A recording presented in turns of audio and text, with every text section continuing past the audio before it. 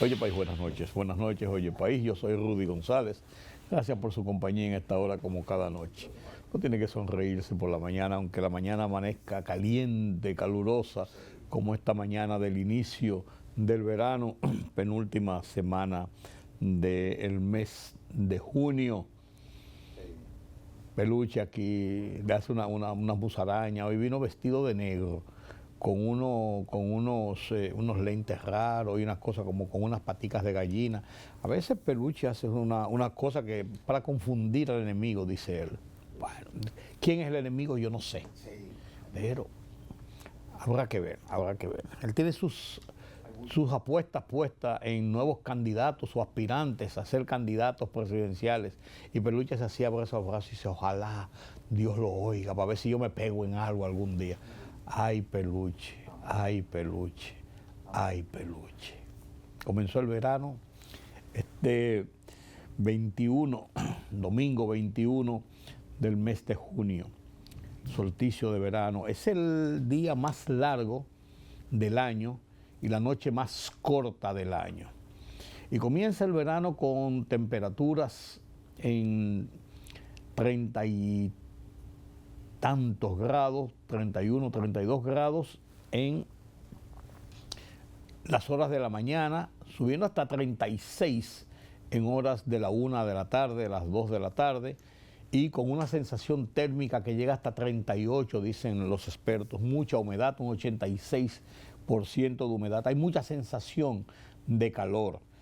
Y yo digo que aquí el verano es siempre, por eso yo digo que hay verano e infierno, y verano siempre es todo el año. Unas temperaturas muy altas. El domingo fue un día que se habían anunciado que había posibilidades de lluvia, tanto en la capital como en varias provincias aledañas, principalmente en el litoral sur, pero aquí no se registraron lluvias durante el domingo, sí unas altas temperaturas, muy altas temperaturas todavía. En horas de la tarde-noche, 6 de la tarde, ya había caído el sol, estaba todavía claro.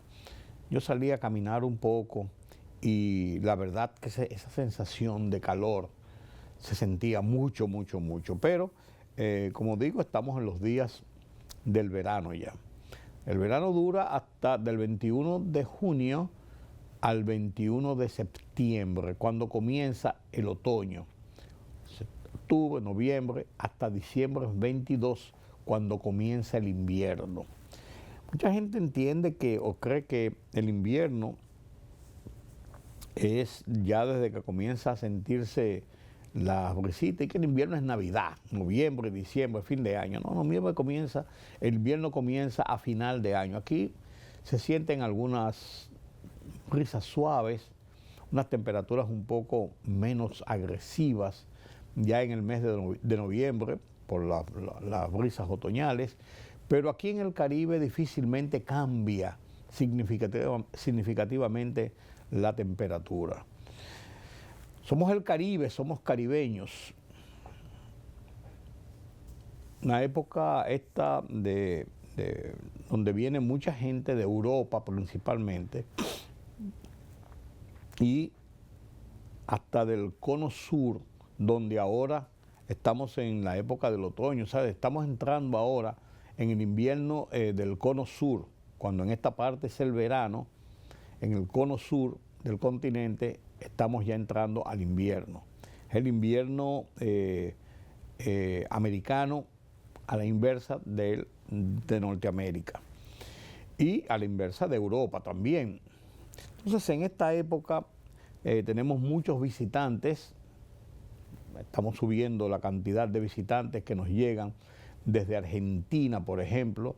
Acaba de abrir la línea Arayet, acaba de abrir un nuevo vuelo a la ciudad de Rosario. Ya van a Rosario, a Córdoba, a Mendoza, a Buenos Aires, en vuelos directos desde República Dominicana, desde Santo Domingo y desde el aeropuerto internacional de Punta Cana. O sea, cuando a un mismo destino una aerolínea dedica a un mismo país 4 destinos, es porque hay un flujo importante de viajeros y ahora van a venir mucho más.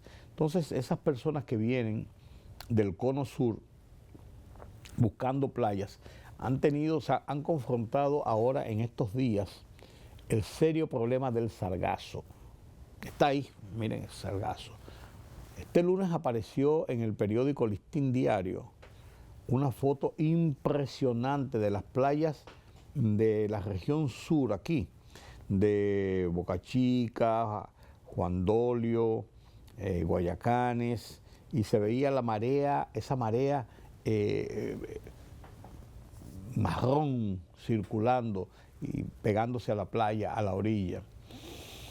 Y eso aleja a los turistas, los aleja a los turistas de la playa, a los que buscan ir a disfrutar a las aguas del mar Caribe.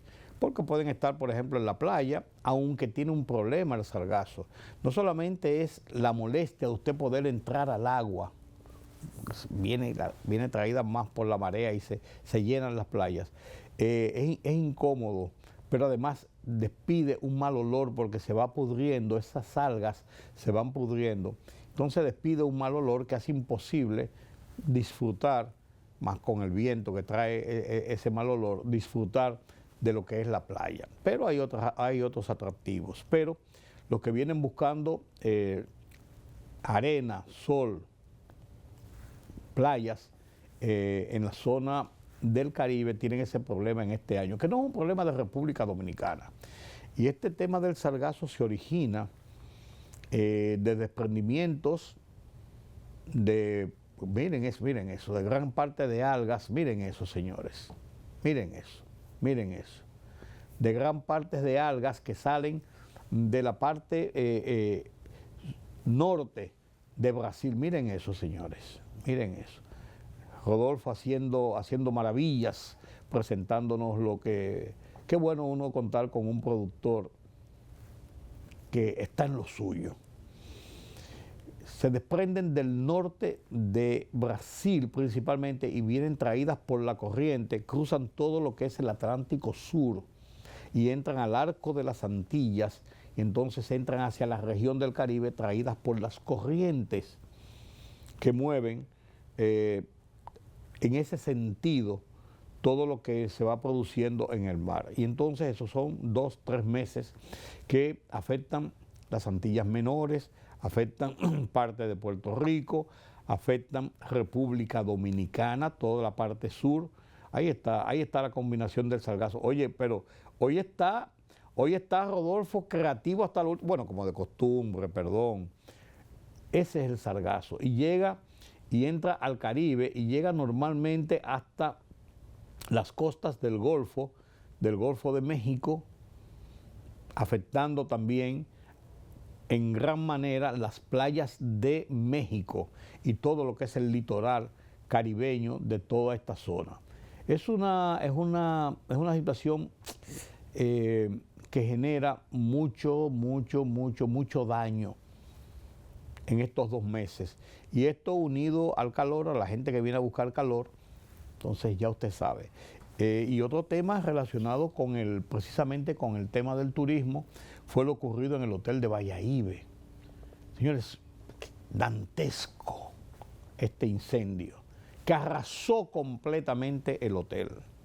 Estaba viendo unas gráficas publicadas el lunes en los periódicos matutinos, creo que en el Listín o en el Diario Libre, en uno de los 2 periódicos, hay una gráfica impresionante de unas gentes caminando sobre las columnas que quedaron apenas en pie y todo así desolado, totalmente desolado, de lo que fue un incendio que devastó por completo ese complejo allá en Bayahíbe Romana.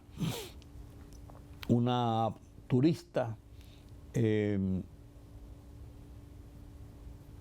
italiana de 40 y tantos años, es la única víctima reportada, murió asfixiada por el humo. Y ahora unos 1.700, 1.800, 1.900 huéspedes que tenía el hotel tuvieron que ser refugiados en otros hoteles. de la zona, pero muchos de ellos han perdido incluso sus documentos en el incendio. Además de sus pertenencias, ropas y cualquier tipo de cosas, pero sus documentos. Y ahora están las embajadas y los consulados de los países que representan ciudadanos de esos países que estaban allí alojados en el hotel, tratando de agilizar la dotación de documentos para que ellos puedan regresar a sus países en un momento determinado. Son gente que vienen normalmente por 5 días, una semana, a vacacionar a esta zona del Caribe. Generalmente son, esa es la métrica. Y mucha gente con esto. Vi una nota que informaba de que la embajada de Argentina, que mencionaba precisamente, habían más de 100 argentinos hospedados en ese hotel. ¿Qué produjo este incendio? Uno no sabe. Hay sí un común denominador que han dicho las autoridades a prima facie, y es que como todo estaba techado en canas, incluso había muchas partes que tenían hormigón o que tenían concreto, pero tenían canas encima para darle ese toque de caribeño, ese toque playero. Y esas canas,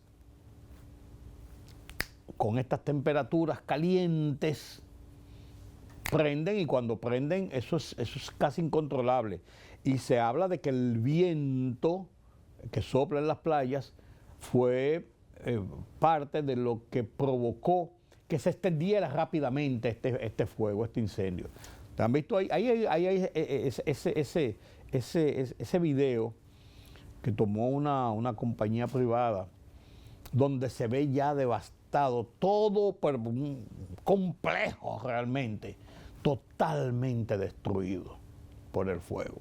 Porque ese viento lleva esas chispas o parte del fuego, lo propaga y se propaga muy rápidamente. Un incendio penosa el fallecimiento de esta ciudadana italiana.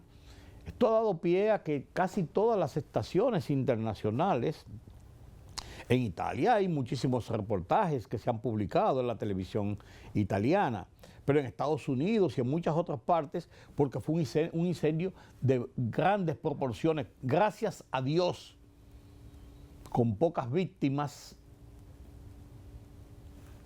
que hayan sufrido quemaduras o la muerte.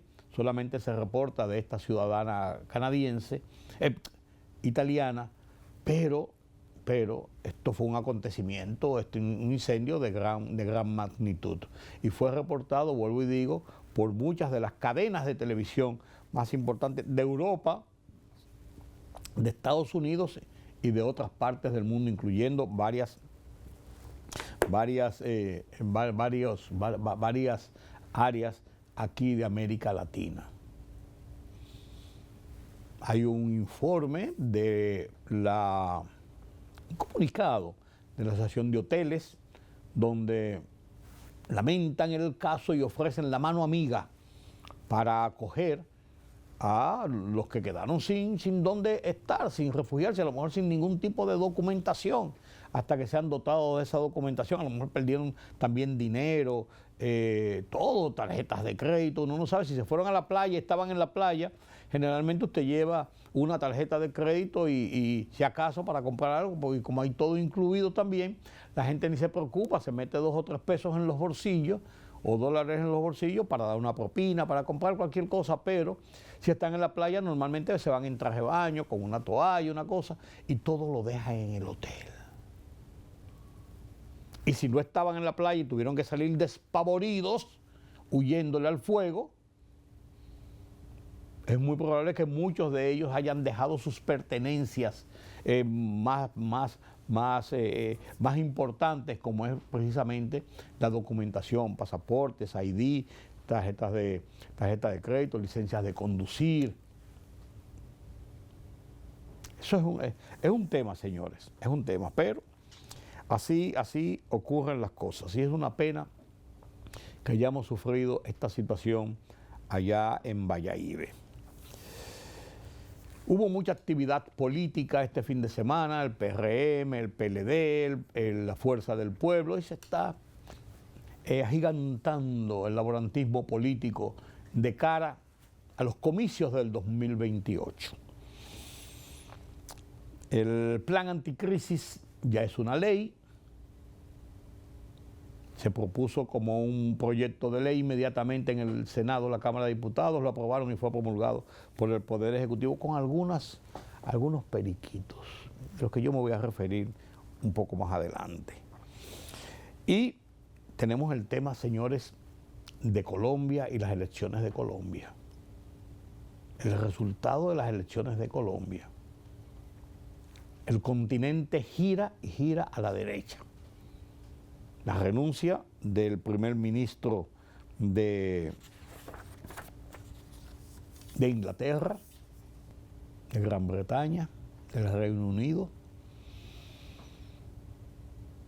Están casi como en Perú. En los últimos años han como 10 primeros ministros. Duró un año, 8 meses. Hubo una primer ministro que duró un mes. 2 años, 1 año y medio.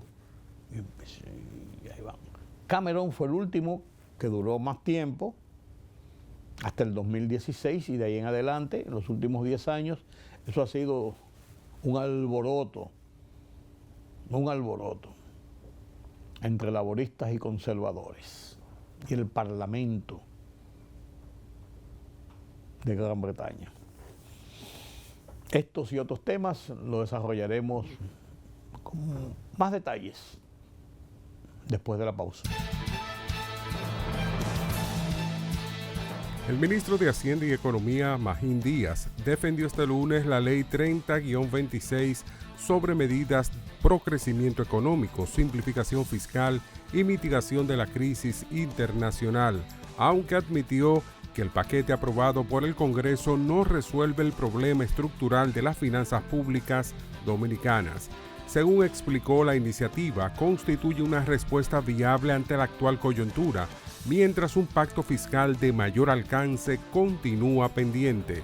Durante su participación en el programa Despierta con CDN, Díaz sostuvo que el objetivo de la ley era lograr una combinación entre nuevos ingresos, alivios para el sector productivo y correcciones de distorsiones tributarias acumuladas durante décadas. Como parte del proceso de renovación que vive el Partido Revolucionario Moderno, su Comité Nacional aprobó que las nuevas autoridades de la organización sean escogidas mediante la modalidad de convención de delegados y fijó para el próximo 2 de agosto la elección de su presidente, vicepresidentes, secretario general y subsecretarios generales. Además de definir el mecanismo y la fecha para la escogencia de la dirección nacional, el Comité Nacional aprobó convocar para el próximo 5 de julio la 23ª Convención Nacional Extraordinaria, en la que será conocida una propuesta de reforma a los estatutos de la organización, y se fijó para el 7 de julio la apertura formal de la 24ª Convención Nacional Ordinaria, proceso mediante el cual serán elegidas las autoridades partidarias en todos los niveles orgánicos del país y del exterior.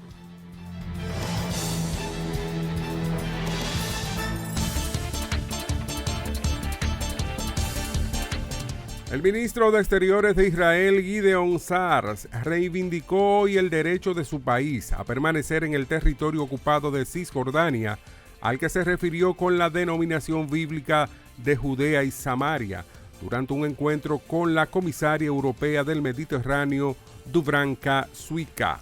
Sa'ar aseguró que todos los gobiernos israelíes han defendido el derecho de los judíos a vivir en esa zona, considerada por Israel como un territorio de importancia histórica y religiosa. Sus declaraciones se producen en medio de una creciente tensión diplomática con la Unión Europea.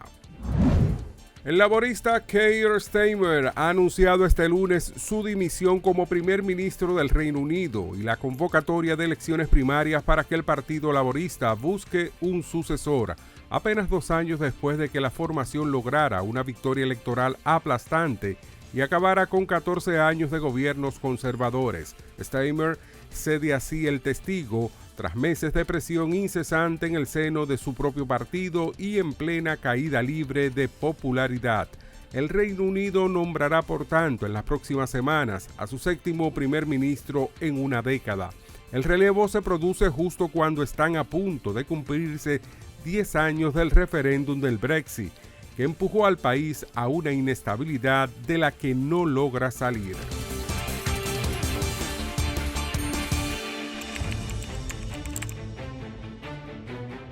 Periodismo de investigación, columnas, opinión, análisis, reportajes de fondo. Hora por hora, una completa plataforma multimedia. Periodismo con valor. Noticias horaporhora.com.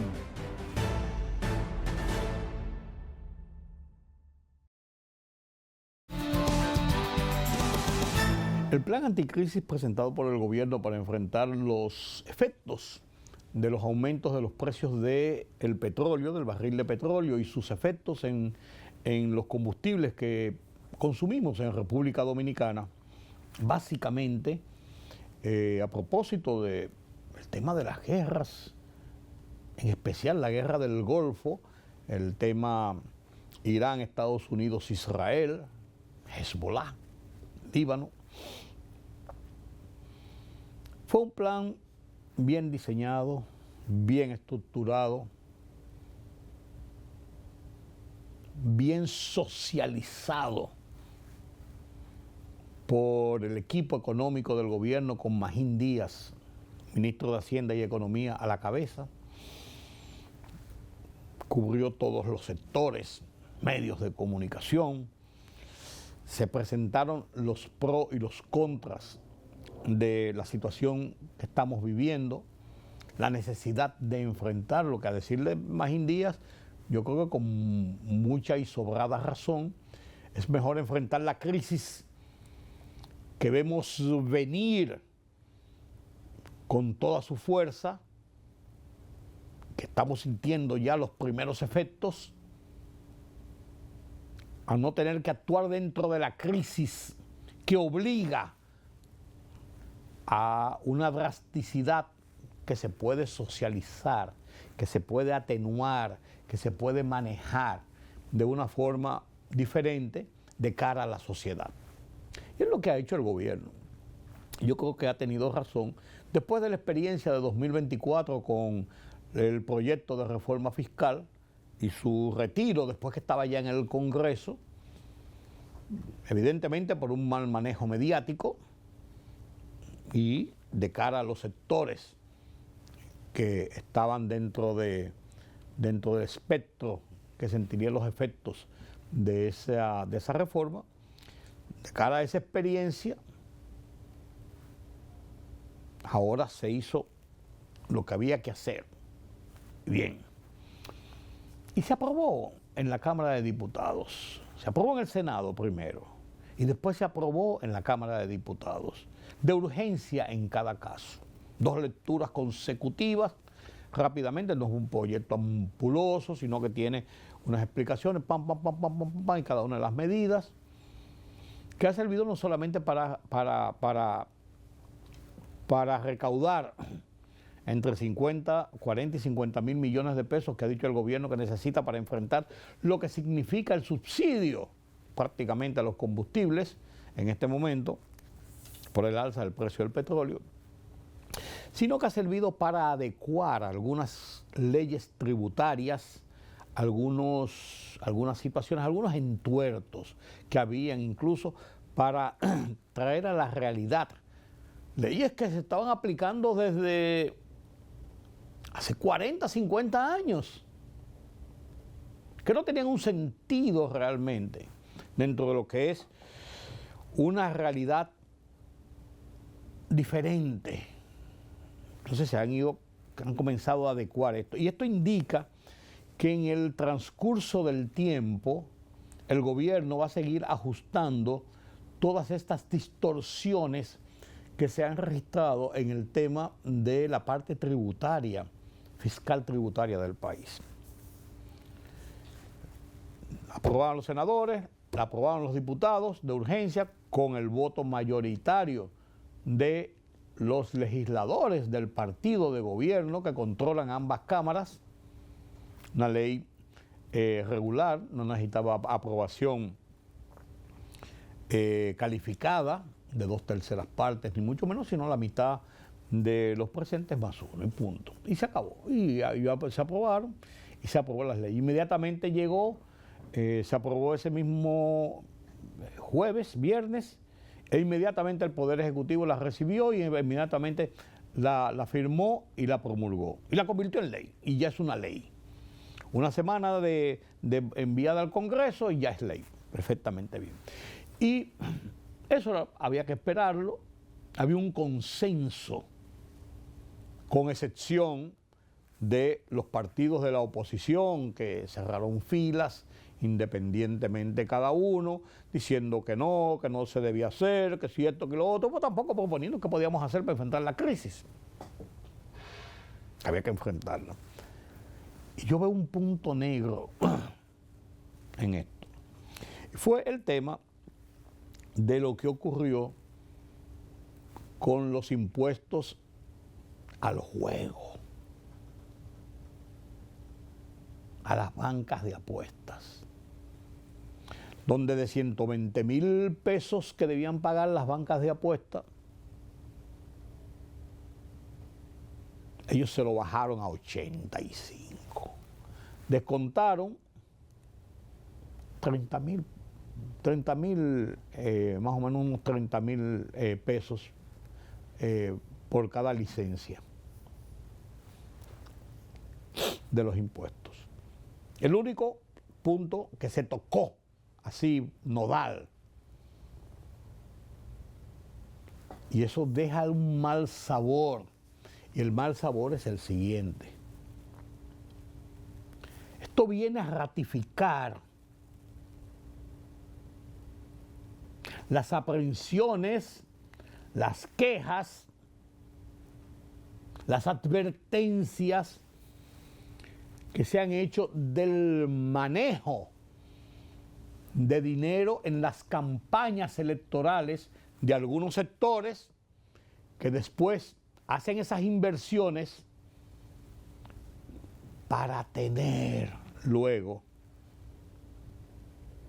fuentes de poder a lo interno, por ejemplo, en este caso de las cámaras legislativas, en favor de sus intereses.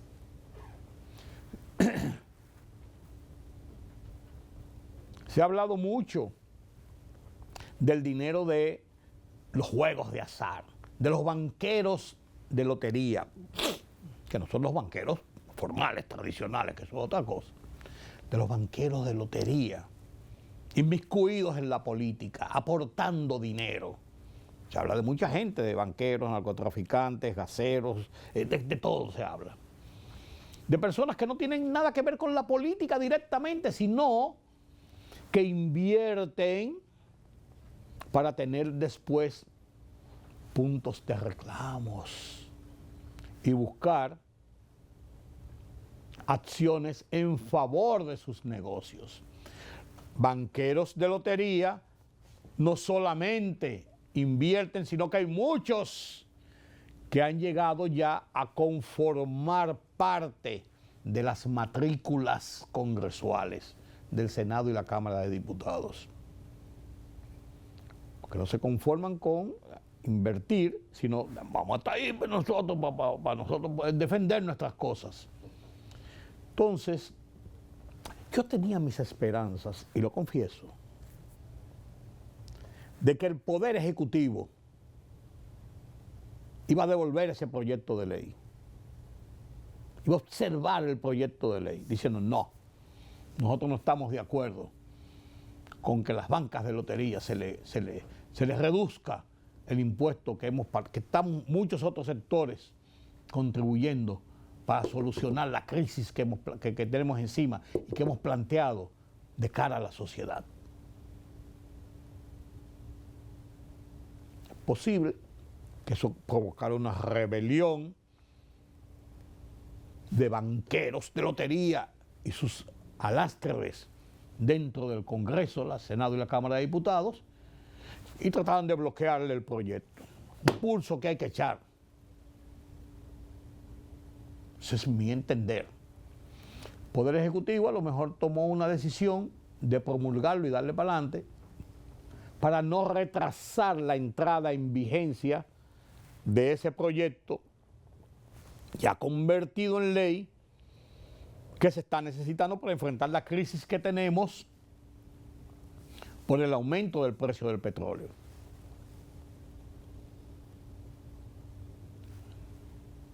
Es así. El Poder Ejecutivo es el que sabe, porque es el que tiene la mandurria y tiene los números y tiene las fichas que está moviendo en situaciones como esta. Pero vuelvo y repito, mi esperanza era que aquí se sentara ese precedente. No.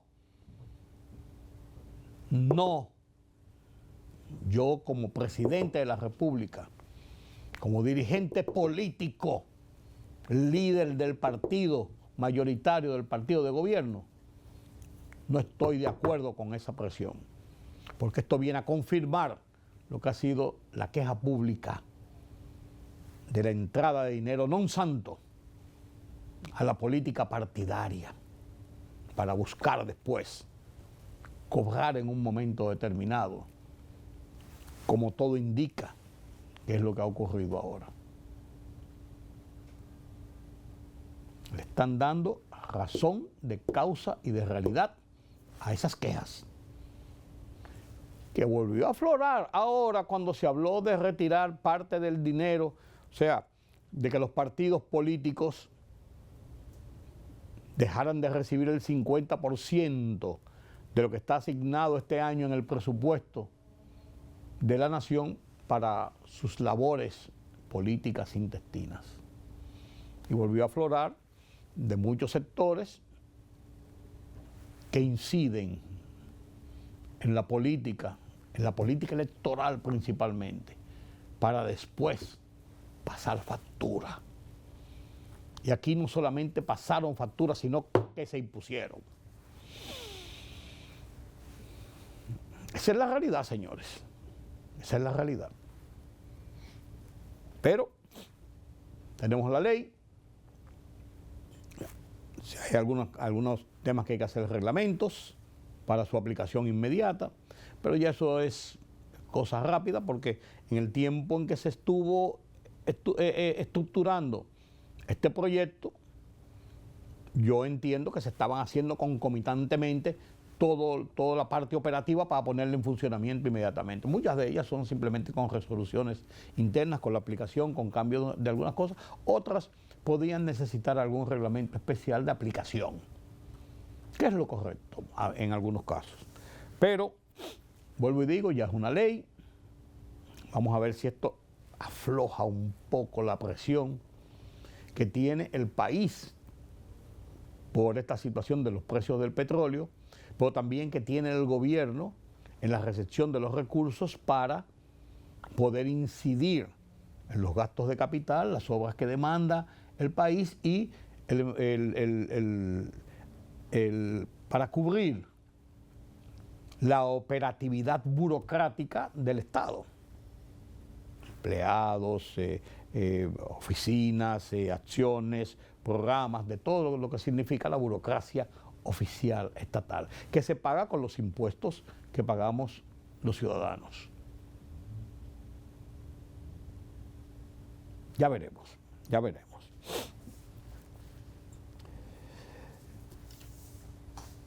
En el plano político, este fin de semana fue interesante. Este fin de semana pasado. La Fuerza del Pueblo hizo 2 o 3 actividades debatiéndose a lo interno en lo que yo creo que es parte de una burbuja y parte de una estrategia hacia lo interno incluso y hacia lo externo, en la configuración interna de los eventuales candidatos a la presidencia por esa organización. Yo sigo insistiendo y estoy completamente convencido totalmente convencido de que el candidato de la Fuerza del Pueblo es Leonel Fernández, porque él construyó un partido a partir de octubre del 2019, cuando se salió del PLD, partido del cual era presidente del partido y fue presidente de la República en 3 ocasiones, en 3 periodos, 2 de ellos consecutivos, 2004-2012, ya lo había sido 1996-2000, y presidente del partido por 20 años. Se alejó del partido porque fue derrotado en las primarias por el danilismo, por su enemigo interno en el partido, Danilo Medina, que impuso un candidato del PLD, Gonzalo Castillo. Y Gonzalo Castillo se fue a unas primarias frente a Leonel Fernández, y vaya usted a ver, el gran líder, presidente 3 veces, presidente del partido, derrotado por un prácticamente outsider de la política dominicana, Gonzalo Castillo, que no había participado nunca en política, ni había sido candidato a nada, un ministro excelente, valorado, ministro de Obras Públicas valorado, como buen gerente. Esas eran sus credenciales, un empresario. Esas eran sus credenciales. Y verse derrotado, o sea, se impuso el danilismo, enconando las diferencias entre Danilo Medina y Leonel Fernández, y él no podía soportar esa vergüenza de haber sido derrotado por un prácticamente outsider de la política. Declaró unos algoritmos y unas estratagemas fraudulentas, y sobre esa base renuncia del partido, hace unas negociaciones con otro partido, con el Partido de los Trabajadores, de tendencia de izquierda en algún momento, y se anida allí y va a una candidatura presidencial en el mismo 2020, cuando la Constitución, la ley electoral se lo prohibía, porque eso es transfugismo. Usted no pudo ser, no podía ser en otro partido ni por otra posición durante ese proceso electoral. Pues bien, ese caso lo tenemos, como decía Juan Lamour. Y desde entonces, Leonel Fernández construyó ese partido y fue en las elecciones del 2020 por ese partido y sacó un 5% de la votación.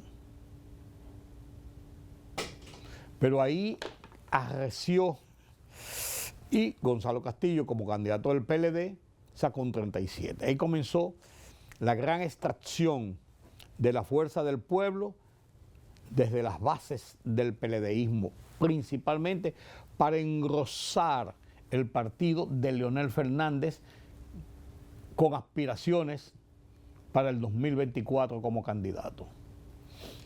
Y así fue. Y engrosando del PLD, disminuyendo y reduciendo a ese PLD que él dirigió por tantos años y por el cual fue presidente, saca un 28% en la consulta electoral del 24, y el PLD de un 37, de un 62 en el 16, de un 37 en el 2000, llega a un 10%, apalastrado totalmente. Partido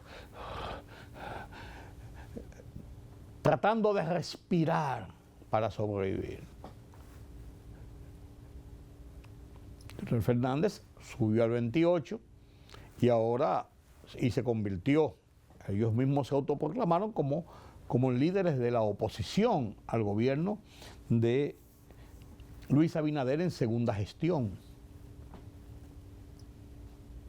Y en medio de eso,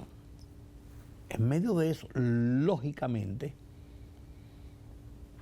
las posiciones entre el PLD y la Fuerza del Pueblo se enconan más. Y como es un partido diseñado, estructurado, inicialmente por un cuadro de amigos, de compañeros, pero cuando al ir creciendo, y al ir trayendo gente en las bases, hay que tratar de dar imagen de democracia interna. Y ahí surge la idea de promover que Omar Fernández, el hijo de Leonel Fernández, tiene aptitudes, posibilidades, liderazgo a lo interno de ese partido y hacia afuera para ser candidato presidencial ahora en las elecciones del 28. Eso es un disparate. Leonel Fernández va a ser el candidato presidencial y es el candidato presidencial del PLD. Sin embargo, de la Fuerza del Pueblo. Sin embargo, Leonel Fernández tiene una buena imagen, joven, talentoso, se le ve que un avance en las lides políticas en República Dominicana, y eso dinamiza, en cierto modo, la mecánica interna del partido. Hay un grupo que son marxistas, hay otro grupo que son leonelistas, y ahí esa lucha. No ha habido nunca una confrontación, ni una idea siquiera de que Omar Fernández sea el candidato mientras Leonel esté ahí. Si Leonel saliera por alguna razón fortuita del destino, o él tomara una decisión, voy a dejar esto, me voy a escribir libros y a estar como un consultor del partido y viajando a dar conferencias. Entonces, la figura es Omar. Y le están sembrando a lo interno del partido que Omar es el relevo de su padre. Y podría ser. Es un partido de él. Partido de él. Que Omar podría ser, de vista afuera, un eventual próximo candidato de la Fuerza del Pueblo, también está dentro de las posibilidades. Y parece que ese es el perfil que se le está creando a Omar Fernández. Pero eso de que sí, de que él y el papá, y de que hay unas encuestas que dicen que él supera al papá y que todo esto, disparate. Por Dios, nosotros tenemos ya pantalones largos en las lides políticas de República Dominicana, como para que no quieran poner un ladrillo por debajo de la puerta. Pero eso es bueno, eso dinamiza la actividad política, la discusión. Porque nosotros no podemos seguir como sociedad siendo un partido de que hay dos personas, como pasó por muchos años, Peña Gómez, Bosch, Balaguer. En el camino se metió Antonio Guzmán, en el camino se metió Jacobo Magluta, en el camino se metió Salvador Jorge Blanco, en el camino estaba Peña Gómez. Pero eso es del liderazgo base de República Dominicana, que ha sido relevado en su totalidad con la llegada de Luis Abinader a la presidencia. Joven, sin ninguna experiencia de Estado, con posiciones dentro del Estado, con un partido recién formado, aunque venía con toda la vieja guardia del PRD, y da el salto, motivado por muchas circunstancias, entre ellas las rebatiñas internas en el propio PLD y ya el desgaste natural que tiene un partido en el poder, las quejas de la gente y la necesidad de los pueblos de tener un relevo. Eso sin quitar las virtudes que podía tener Luis Abinader como candidato, como joven político emergente.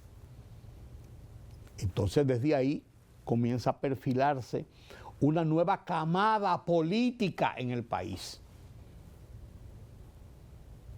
Al propio interno del Partido Revolucionario Moderno, Guido Gómez Mazara, que lo enfrentó en las primarias y le sacó un 5% de la votación. Guido Gómez Mazara, Carolina Mejía, David Collado, Wellington Arnaud, Sanz Lobatón, a citar 5 de los principales que se manejan dentro del partido. Todos jóvenes, todos con una experiencia política de luchas intestinas internas, pero sin ninguna experiencia en el borde de la presidencia de la República, por ejemplo, para hacerle relevo. Algunos han sido diputados, alcaldes, pero no han pasado de ahí. ¿Qué ocurre en el Partido de la Liberación Dominicana? Francisco Javier García, la gente un poco más madura, Abel Martínez, que está como que sí, como que no, como que tampoco, y se habla de que va a dar el salto en cualquier momento al lado del PRM. Incluso se ha hablado de que podía ir a un cargo público de ministerio importante en cualquier momento. Se ha hablado de eso. Y ahora resurge nueva vez Gonzalo Castillo, con la anuencia, lógicamente, de nuevo, de un Danilo Medina, que no puede ser candidato, que es el presidente del partido, en su condición de expresidente de la República y de estratega político del PLD, pero ya encuentra fuerzas que lo enfrentan. Julio César Valentín, Amarante Baré, por aquí, por allí, varios que lo han llamado a capítulo y han dicho, no, espérate, tú no eres el chivo que más mea, como dice el refrán. Excúsenme, no es ninguna grosería, es diciendo un refrán popular, de que es la persona máxima en un conglomerado. Pero esa es la realidad. Esa es la realidad. El que más cerca ha estado de una posición de poder ha sido Abel Martínez, que fue presidente de la Cámara de Diputados. Después Francisco Javier fue ministro de Turismo, organizador, estructurador de las campañas políticas, jefe de campaña. Gonzalo Castillo, vuelvo y digo lo que decía ahorita, un empresario que incluso pasó por el Estado como ministro de Obras Públicas, reconocido como un buen gerente, que llevó al partido de un 62% en el 16 a 37%, fruto de la división, entre otras cosas, en el 2020.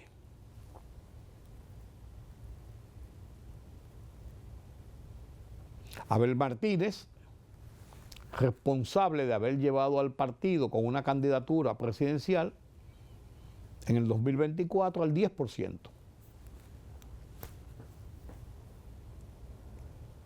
Esa es la realidad de la política que está pasando en República Dominicana hoy. Entonces, como comencé con este comentario, la fuerza del pueblo está debatiéndose en ese interregno. El PLD, de su lado, lo está haciendo en lo que pareció ser el gran repunte, el gran candidato, Francisco Javier García, en su momento, parece estar relegado ahora a la llegada de Gonzalo Castillo, que cuenta indudablemente con el empuje, con la anuencia y con, pienso yo, la inducción de nuevo de Danilo Medina, porque es un hombre de Danilo Medina. No lo es así Francisco Javier. Abel Martínez mucho menos. Entonces están haciendo cosas por aquí, cosas por allí. Danilo Medina estuvo en Peravia este pasado fin de semana. Gonzalo Castillo, muy eufórico, se reunió en un hotel donde Charles Mariotti, que había anunciado aspiraciones a la candidatura, renunció a sus aspiraciones y pasa a apoyar a Gonzalo Castillo, y se dice que va a ser el jefe de campaña de Gonzalo Castillo. y que Gustavo Sánchez, que había sido lo que lo había promovido y había estado ahí, sería como un segundo. ¿Cuándo debía ser el primero? Bueno, pero son las estrategias. El PRM, mientras tanto, este fin de semana pasado dio un salto importante en la estructuración de su partido y anunciaron 5 puntos de cara a su reestructuración. Para el 5 de julio se conocerá la reforma estatutaria del partido, donde se va a establecer en los estatutos la cantidad de tiempo que deben durar los dirigentes, entre otras cosas, la cantidad de dirigentes y la organización para la 23 Convención Nacional Extraordinaria del partido, que deberá escoger a los candidatos. Para el 7 de julio es la 24 Convención Nacional Ordinaria para elegir los cargos directivos a nivel orgánico. Se va a reunir esa convención. El 2 de agosto, la 24ª Convención Ordinaria escogerá los cargos nacionales de presidente, vicepresidente, secretario general y subsecretarios generales. Y el 5 de septiembre, la Asamblea Nacional Ordinaria de Delegados va a proclamar a esos dirigentes elegidos para la dirección interna del partido. ¿Y qué se baraja en esto? Se baraja lo que ha estado en boca de mucho tiempo, de que Luis Abinader sería designado, elegido, presidente del partido. Cargo de dirección máxima del partido para cuando él salga del poder dentro de 2 años, 16 de agosto del 2028, luego del proceso electoral. Hay quienes dicen y establecen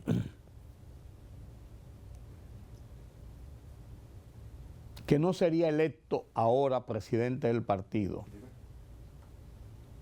Se habla de Deligne Ascensión como presidente del partido, Deligne Ascensión como presidente del partido, para entonces,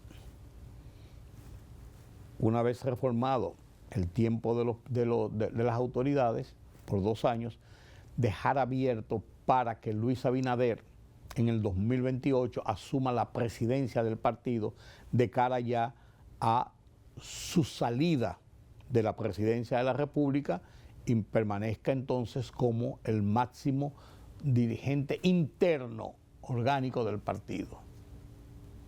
Porque sería incómodo, complejo, que el presidente de la República, también presidente del partido, estuviera lidiando en el día a día con el partido. Un poco más incómodo. Pero eso es lo que se está barajando y lo que se está diciendo. Y en eso se debatió este fin de semana buscando esas adhesiones, esas negociaciones intestinas en el PRM, a donde estuvo el presidente Luis Abinader y pronunció un discurso donde llamó a la unidad del partido, a que no se dejen llevar de lo que, por así decirlo, eso lo digo yo desde mi punto de vista, es la herencia del PRM, que es el viejo partido, el PRD, donde las divisiones estaban a la vuelta de la esquina en todos los procesos. Porque se conformaban las tendencias, se hacía el grupismo, y el que no estaba conmigo estaba en contra mía. Y ahora hay varios aspirantes que antes eran apenas 2 aspirantes a la posición, por ejemplo, la candidatura presidencial, 2 aspirantes, todo el tiempo. Ahora son muchos. Vamos a ver qué pasa. Permítame la pausa. La libertad solo reside en los estados en los que el pueblo tiene el poder absoluto. Por el respeto a los valores democráticos y la dignidad del pueblo dominicano, el rumbo de la tarde, plural, objetivo, comprometido siempre con la verdad. Con Georgie Rodríguez, Rudy González y Ramón Colombo. Los poderosos ya están en el aire.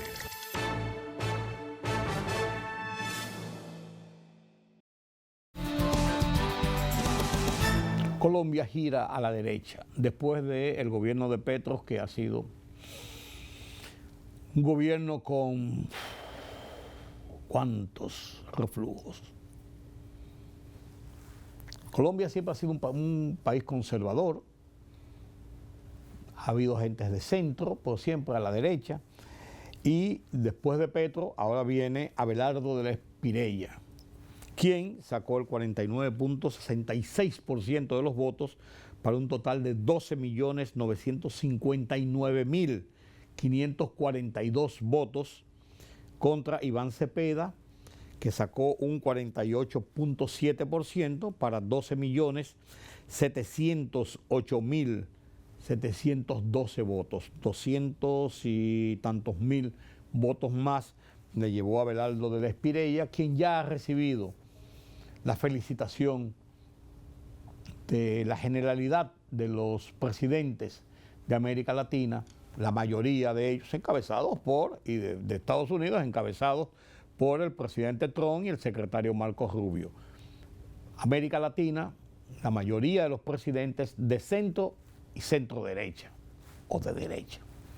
Lo acaba de ganar también en el Perú Keiko Fujimori, de la derecha extrema del Perú. Así las cosas, vemos mientras tanto, por otro lado, cómo se da la situación en el Parlamento de Gran Bretaña con la salida de Keir Starmer, quien ha renunciado a su posición y se convierte, señores, y se habla ya de que el ex alcalde de Manchester, Andy Burnham, va a ser nominado como nuevo primer ministro. Señores, pero ustedes saben lo que significa esto. Es que así andan las cosas. En los últimos 10 años, ha habido 7 primeros ministros, 7 primeros ministros en Inglaterra. Está pasando casi lo mismo que está pasando, señores, en el Perú, donde en 10 años hubo 8 presidentes. Starmer tuvo muchos problemas, enfrentó a los Estados Unidos cuando negó el uso de sus bases en los ataques contra Irán, aunque se mantenía aliado a Donald Trump, pero también tuvo muchos problemas internos con el caso de los inmigrantes y con el caso de la economía. Sucumbe al poder y renuncia, y hay una nueva composición política en Gran Bretaña. Estos temas internacionales los vamos a analizar en el curso de la semana con muchos más detalles con nuestro analista internacional, Julián Roa. Por nosotros es todo en esta emisión de Oye País. Los convoco para mañana nueva vez aquí en Color Visión. Yo soy Rudy González. Pasen un feliz resto de la noche.